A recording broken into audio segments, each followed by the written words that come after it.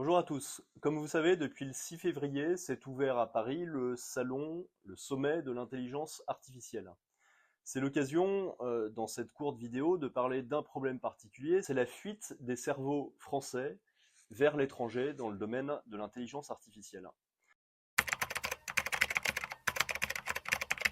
En effet, on a des formations au meilleur niveau, au niveau de l'intelligence artificielle en France, avec des étudiants qui sortent par exemple de Polytechnique, de l'ENS, de Centrale Supélec ou de Télécom Paris.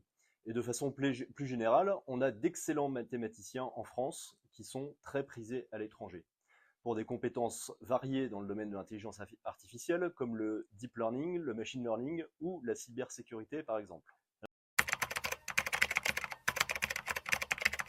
Alors le phénomène d'expatriation des talents dans le domaine de l'intelligence artificielle est un phénomène mondial, puisque plus de la moitié des personnes formées dans l'IA s'expatrient hors du pays qui les a formées.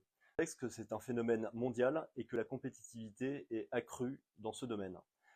Au niveau français, seuls 5% des étudiants formés en IA viennent ensuite travailler dans les entreprises nationales. Ce qui ne signifie pas forcément que les autres vont s'expatrier, mais au lieu de travailler pour des champions nationaux français, ils vont rester par exemple dans le domaine de la recherche. Alors, il y a plusieurs explications pour expliquer la fuite de nos cerveaux français. Bon, d'abord, il y a évidemment la question salariale. Il faut savoir que les jeunes chercheurs français gagnent en début de carrière environ 35 000 euros par an contre 250 à 300 000 dollars aux États-Unis. Ensuite, en France, on a un problème à transformer la recherche fondamentale en recherche appliquée au bénéfice des industries, et c'est particulièrement vrai dans le domaine de l'intelligence artificielle, contrairement à l'Allemagne par exemple. Vous avez l'entreprise Siemens qui a installé son centre de recherche et développement au sein de l'université technique de Munich, ce qui facilite les synergies en la matière. Ensuite, troisième facteur déterminant, ce sont les contraintes réglementaires. Et vous savez qu'en Europe, on a tendance, et en France en particulier, on a surréglementé, contrairement aux États-Unis. Alors, quelques solutions pour retenir nos talents en France. La première, ça pourrait être de renforcer le lien entre chercheurs et industrie sur le modèle néerlandais, qui a mis en place des pôles régionaux d'intelligence artificielle mixant chercheurs et industriels. Ensuite, c'est évidemment augmenter les salaires des chercheurs et ingénieurs.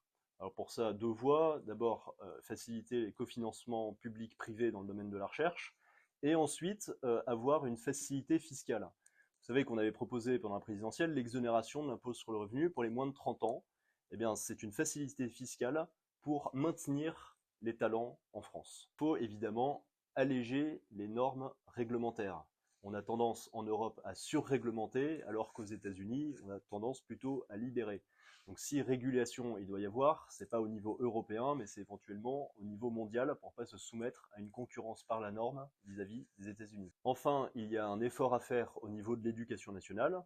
Dès le lycée, l'enseignement de l'IA et plus largement des compétences numériques pourrait être instauré et développé.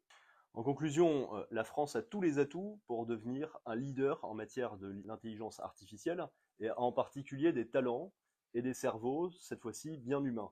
Encore faut-il que la France ait une politique proactive pour conserver ces talents et ne pas se les faire dérober par nos concurrents étrangers.